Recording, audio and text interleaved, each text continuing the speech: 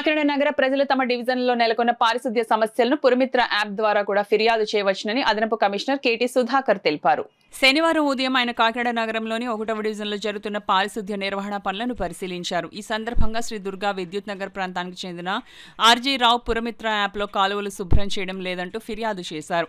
ఈ ఫిర్యాదుకు వెంటనే స్పందించిన అదనపు కమిషనర్ స్వయంగా ఫిర్యాదుదారుడు తెలిపిన చిరునామాకు వెళ్లి క్షేత్రస్థాయిలో డ్రైనేజీ పరిస్థితిని పరిశీలించారు. డ్రైనేజీ పూర్తిగా కప్పి రైలింగ్ ఏర్పాటు చేసిన పరిస్థితుల్లో శుభ్రపరిచే ప్రక్రియలో ఎదురయ్యే ఇబ్బందులను ఫిర్యాదుదారుడికి వివరించిన ఆయన సమస్యను తక్షణమే పరిష్కరించేలా డ్రైనేజీ శుభ్రం చేయాలని శానిటేషన్ ఇన్స్పెక్టర్కు ఆదేశాలు జారీ చేశారు. ఈ సందర్భంగా ఫిర్యాదుదారుడు మాట్లాడుతూ పురమిత్ర యాప్లో చేసిన ఫిర్యాదుకు తక్షణమే స్పందించి స్వయంగా అదనపు కమిషనర్ వచ్చి సమస్యను పరిశీలించడం ఎంతో అభినందనీయమని తెలిపారు. సమస్య పరిష్కారం కావడంపై సంతృప్తి వ్యక్తం చేస్తూ అధికారులకు కృతజ్ఞతలు తెలిపారు. అనంతరం అదనపు కమిషనర్ 3వ డివిజన్లో ఎన్టీఆర్ భరోసా పింఛన్ పంపిణీ కార్యక్రమాన్ని పరిశీలించారు. ఈ కార్యక్రమంలో శానిటేషన్ ఇన్స్పెక్టర్ దుర్గా ప్రసాద్ తో పాటు ఇతర సిబ్బంది పాల్గొన్నారు.